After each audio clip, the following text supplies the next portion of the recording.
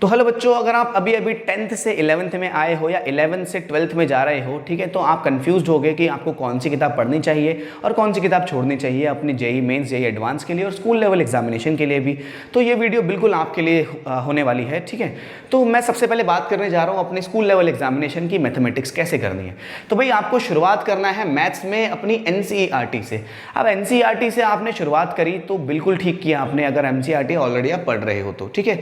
NCERT से आपने शुरुआत करनी है। स्टार्टिंग के मैं रिकमेंड करूंगा 3-4 चैप्टर आप पहले एनसीईआरटी से कर लो। ये आपको एनसीईआरटी के कंप्लीट सॉल्यूशन हमारे चैनल पे, हमारे इसी चैनल पे आपको मिलेंगे। आप प्लेलिस्ट जाके चेक कर सकते हो, आपको सारे सॉल्यूशंस मिल जाएंगे, ठीक है। अब इस चैनल पर हम एनसीईआरटी एग्जाम्पलर के भी कुछ सिलेक्टेड अच्छे क्वेश्चंस डालेंगे, तो ये भी आप चेक कर सकते हो। सिलेक्टेड अच्छे क्वेश्चंस की आपको हर चैप्टर के लास्ट में एक वीडियो मिलेगी। आप एनसीईआरटी से एनसीईआरटी एग्जाम्पलर जब आप कर लोगे तब आप आगे की सोचना। आपको इस चैनल पर अभी ये दोनों ही चीजें मिलेंगी, then we will move on to other books, ठीक है। तो ये दो चीजें तो आपको करनी ही करनी है। मैं आपकी गारंटी करता हूं अगर आप एनसीईआरटी प्लस एनसीईआरटी एग्जाम्पलर करके जा रहे हो तो बोर्ड में आपके 90 to 95% मार्क्स इजीली स्कोर कर सकते हो मैथमेटिक्स के अंदर, ठीक है। अब एनसीईआरटी कर ली, एनसीईआरटी एग्जाम्पलर कर ली। एनसीईआरटी एग्जाम्पलर होता क्या है बेसिकली? एनसीईआरटी एग्जाम्पलर एक क्वेश्चन बैंक होता है। एनसीईआरटी में नंबर ऑफ क्वेश्चंस कम था तो ये क्वेश्चन तो इस प्रॉब्लम को दूर करने के लिए क्या करा एनसीईआरटी वालों ने, एक एग्जाम्पलर बना दिया जिसमें नंबर ऑफ क्वेश्चन काफी ह्यूज होता है, ठीक है। इसको आप सॉल्व कर सकते हो, बहुत अच्छी किताब होती है, ठीक है। अगर आपने ये दोनों खत्म कर ली तब ही आप आगे मूव करो, नहीं तो मत करो। मैं तो सीधा बोलता हूं, अगर आप पहले ये दोनों अपनी प्रायोरिटाइज करो, पहले एनसीईआरटी को प्रायोरिटी दो, दूसरी एग्जाम्पलर को प्रायोरिटी दो, ठीक है, तब ही आप आगे सोचना। अब देखो उस दिल्ली में तो एटलीस्ट क्या होता है कि साल के लास्ट में एक सपोर्ट मटेरियल करके किताब मिलती है जो कि कुछ ऐसे दिखाई देती है। देखो ये 10th क्लास का साइंस का सपोर्ट मटेरियल है। अगर आपको नहीं भी मिला है तो आप इजीली पीडीएफ निकाल के कर सकते हो अपने नेट पे। पीडीएफ इसका फ्री में अवेलेबल होता है, आप निकाल सकते हो, ठीक है। तो देखो सपोर्ट मटेरियल जो है ये भी काफी एक अच्छी किताब है, मैं इसको बहुत अच्छी किताब में रिकमेंड करता हूं, ठीक है। तो अगर आप इसको भी इंक्लूड कर लेते हो अपनी प्रिपरेशन के अंदर, स्कूल लेवल प्रिपरेशन के अंदर, तो आपके बहुत अच्छे मार्क्स स्कोर कर सकते हो आप, ठीक है। मैं पीवाईक्यूज, अगर देखो आपकी एपेटाइट बहुत ही ज्यादा है, ठीक है, तो आप पीवाईक्यूज भी लगा सकते हो लास्ट टाइम पे, बिल्कुल। अब लास्ट टाइम पे तो आप एनसीईआरटी एग्जाम्पलर और सपोर्ट मटेरियल लगाओगे नहीं, तो आप लगाना सिर्फ पीवाईक्यूज। लास्ट टाइम जैसे एग्जाम्स को अपने बोर्ड एग्जाम्स को आने में आपके 1-2 महीने बचे हुए हैं, तो सिर्फ पीवाईक्यूज सॉल्व करो और कुछ सॉल्व मत करो, ठीक है। अब मैं आरडी शर्मा और आरएस अग्रवाल को रिकमेंड नहीं करता आपकी स्कूल लेवल प्रिपरेशन के लिए, बिकॉज आप एनसीईआरटी एग्जाम्पलर और सपोर्ट मटीरियल, ये तीनों का जो कॉम्बो है ये बहुत किलर कॉम्बो है। अगर आप इनको सॉल्व करके जाओगे ना तो आपके ईजिली बहुत अच्छा स्कोर कर सकते हो आप, क्योंकि जो भाई आपके स्कूल लेवल एग्जामिनेशन में, बोर्ड एग्जामिनेशन में डायरेक्ट क्वेश्चन उठ के आते हैं, यहाँ से कॉपी पेस्ट होता है डायरेक्ट, ठीक है। तो आपको कुछ नई किताबें करने की जरूरत है ही नहीं ना, सीधी सी बात बताऊं मैं आपको। तो ये है आपका स्कूल लेवल एग्जामिनेशन के लिए गाइड आपका, ठीक है। आप ये 3 का कॉम्बो लगा लो, ठीक है, और लास्ट में पीवाईक्यूज लगा लेना, आपके इजीली मैथ्स में बहुत अच्छा स्कोर कर लोगे आप, ठीक है। और अगेन जब तक आपका एनसीईआरटी खत्म करोगे 3-4 चैप्टर, तभी मूव करना है एनसीईआरटी एग्जाम्पलर पे। और एनसीईआरटी एग्जाम्पलर खत्म, जब पहले आप पूरे साल देखो यही चलाना, ठीक है। सपोर्ट मटेरियल को भी बाद में जाके सॉल्व करना शुरू करना, या फिर आप साथ साथ में भी लगा सकते हो, वो आपकी चॉइस है। अगर आपका टाइम बच रहा है तो कर लेना, नहीं तो छोड़ देना सपोर्ट मटेरियल को। आप मेन स्कूल लेवल के लिए एनसीईआरटी और एनसीईआरटी एग्जाम्पलर पे ध्यान देना, जिन दोनों के ही सॉल्यूशन आपको अवेलेबल है हमारे चैनल पर, ठीक है। अब मैं इन सब का मैंने बता दिया क्या करना है और क्या छोड़ना है, ठीक है।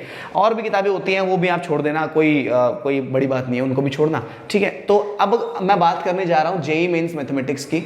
जेईई मेंस की अगर मैं बात करूँ, मेंस या एडवांस दोनों की बात करने जा रहा हूं मैं, मेंस या एडवांस, ठीक है, दोनों की ही बात करने जा रहा हूं मैं। तो देखो भाई ये सारा का सारा भी अगर आप पढ़ लो ना तो भी जेईई मेंस एडवांस के लिए एफ नहीं है, सीधी सी बात बताता हूं मैं आपको, कोई कुछ भी एनफ नहीं है। तो आप चाहते हो कि जेईई मेंस करना है और जेईई एडवांस में अच्छी रैंक स्कोर करना, अगर आप चाहते हो तो मैं आपको रिकमेंड करूंगा you again start with NCERT. क्या करो, आप एनसीईआरटी से स्टार्ट करो, एनसीईआरटी से स्टार्ट कर सकते हो आप। एनसीईआरटी से स्टार्ट करने के बाद आप डायरेक्ट ये सब चीजें छोड़कर, ठीक है, आप सीधा सीधा किसी भी इंस्टीट्यूट के, अगर आप इंस्टीट्यूट जा रहे हो तो आपको अपने मॉड्यूल्स होंगे आप पे, उनको बहुत अच्छे से रिस्पेक्ट करो भाई, वो आपके मॉड्यूल्स बहुत काम के हैं। अगर आप किसी इंस्टीट्यूट जा रहे हो और नहीं जा रहे हो तो देखो अमेजॉन से उठा लो, सीधी सी बात बताऊं मैं आपको। तो देखो बड़े बड़े इंस्टीट्यूट के मॉड्यूल से हमने खुद पढ़ा है और हमने देखे हैं कितने अच्छे मॉड्यूल्स होते हैं, वेल स्क्रिप्टेड होते हैं, कुछ फालतू चीज़ें नहीं होती उनमें, वही होता है जो आता है आपके जेई मेंस जेई एडवांस की प्रिपरेशन में। तो उनका आप बहुत अच्छे से रिस्पेक्ट करो। तो मैं रिकमेंड करूँगा उसके बाद आपको मॉड्यूल्स के साथ जाने से। अब देखो नहीं जाते इंस्टीट्यूट में तो अमेजॉन फ्लिपकार्ट से उठा लो, मिल जाते हैं आपको, ठीक है। किसी बड़े उठाना इंस्टीट्यूट के, छोटे मोटे के मत उठाना, ठीक है। अब एनसीईआरटी कर, अगर आप सेल्फ स्टडी वाले बच्चे हो तो आपको एनसीईआरटी कर रही होगी आपने, एनसीईआरटी के बाद ये सब छोड़ के मॉड्यूल्स पे आ जाना, ठीक है, सेल्फ स्टडी वाले बच्चे हो तो। और अगर आप इंस्टीट्यूट वाले बच्चे हो तो आपका मॉड्यूल्स ऑलरेडी हो ही रहे, ठीक है, आपके, तो मैं मान के चल रहा हूँ आपके इंस्टीट्यूट में मॉड्यूल्स हो ही रहे हैं, डीपीपी वगैरह मिल रही है, सॉल्व कर रहे हो बढ़िया से, है ना। अब देखो ये तो चलो सभी सॉल्व कर रहे होंगे, अगर आपको दुनिया से आगे जाना है ना थोड़ा, ठीक है, आपको थोड़ा और अपना एक्स्ट्रा ऑर्डिनरी दिखाना है आपको, तो एक बुक सीरीज आती है, अरिहंत की, जिसमें 5 किताबें आती हैं, वो थोड़ी सस्ती होती है। एक बुक सीरीज आती है सिंगेज की, ये 5 बुक सीरीज लिख रहा हूँ मैं इसको, 5 बुक्स या मल्टीपल बुक सीरीज आती है इनकी, ठीक है, मैं नाम ही लिख देता हूँ सीधा, सिंगेज। मैथमेटिक्स के लिए like one of the best किताब है सिंगेज भी, ठीक है।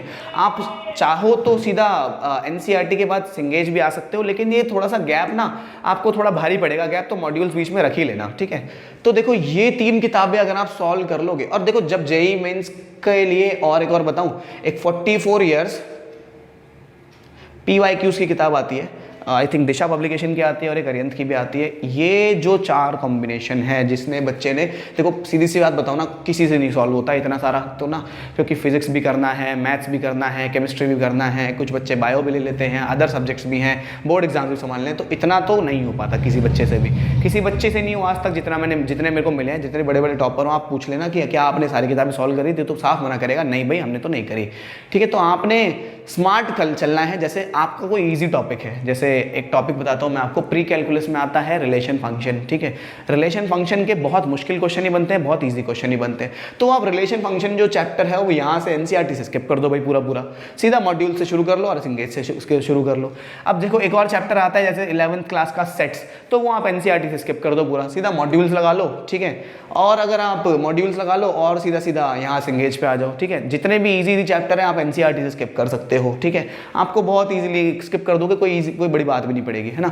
लेकिन अब मैं फिर भी रिकमेंड करूंगा, देखो अगर आप 11th में नए आए हो तो स्किप कुछ मत करो, देखो क्योंकि बहुत आपकी लंबी अभी जर्नी बहुत है, स्किप कुछ मत करना, ठीक है। अभी से स्किप करने की आदत पड़ जाएगी तो स्किप ही करते रह जाओगे पूरी जर्नी में अपनी जेईई मेंस जेईई एडवांस की, ठीक है। तो पहले एनसीईआरटी तो करना ही करना, ठीक है। ईजी चैप्टर आप इसमें छोड़ सकते हो, आप सीधा मॉड्यूल्स और ये सिंगेज पे आ सकते हो। 44 ईयर्स PYQ साल के शुरू से सॉल्व करने हैं जेईई मेंस के केस में, ऐसा नहीं कि जेईई मेंस आने वाला है तब PYQ लगाने शुरू कर रहे हो ना, इससे भाई बहुत अच्छा कॉन्फिडेंस आता है। जब आप देखोगे जेईई एडवांस का क्वेश्चन है, जेईई मेंस का क्वेश्चन है, आपसे फर्स्ट अटेम्प्ट सेकंड अटेम्प्ट में सॉल्व हो रहा है पहली बार में ही, तो आपको बहुत अच्छा कॉन्फिडेंस मिलेगा इससे। तो ये मस्ट रिकमेंड बुक है। आप इन दोनों में से किसी एक को चुन सकते हो, आप ऐसे कर सकते हो, एनसीईआरटी कर लो, सिंगेज कर लो, 44 ईयर्स कर लो, या एनसीईआरटी कर लो, मॉड्यूल्स कर लो, या 44 ईयर्स कर लो। आप बहुत ही ज़्यादा पढ़ना चाहते हो तो चारों कर लेना, ठीक है। आप इतना कर लोगे तो ये जो कॉम्बो है आपके बोर्ड लेवल तो बहुत ही बच्चा लेवल लगेगा अगर आप ये कर लोगे, ठीक है। तो ये आप इतना कर सकते हो। अब कई टीचर्स क्या बोलते हैं ना कि एनसीईआरटी छोड़ के स्टार्टिंग में आरडी लगा लो, ठीक है। आरडी भी मतलब अच्छी किताब है, देखो मैं मना नहीं कर रहा, आरडी काफ़ी अच्छी किताब है, ठीक है। अब एनसीईआरटी छोड़ के यहाँ से आरडी लगा लो, ठीक है, फिर मॉड्यूल सिंगेज वगैरह पे आ जाओ, ये भी कॉम्बिनेशन ठीक ठाक है, कोई बुरी बात नहीं है इस वाले में भी। तो ये है भाई अपना मैथमेटिक्स का। तो मैं आपको रिकमेंड करूंगा, अगर आप अपनी 11th से अभी नए आए हो तो आप एनसीईआरटी भी करो, मॉड्यूल तो करो ही करो, ठीक है। सिंगेज की सिर्फ इलस्ट्रेशंस कर लो और बैक एक्सरसाइज छोड़ देना और PYQs कर लो, ठीक है। ये मैं आपको रिकमेंड करूंगा, इतना आप कर लो तो आपका काम बन जाए, ठीक है। लेकिन अगर आप अभी 12th में हो, टाइम कम है आप पे, इतना कुछ नहीं कर सकते, ठीक है, तो देखो भाई सीधी अपनी एनसीईआरटी तो करनी पड़ेगी और मॉड्यूल्स कर लो और 44 ईयर्स के लिए लगा लेना, ठीक है। और तो आप छोड़ सकते हो बाकी सारा, ठीक है।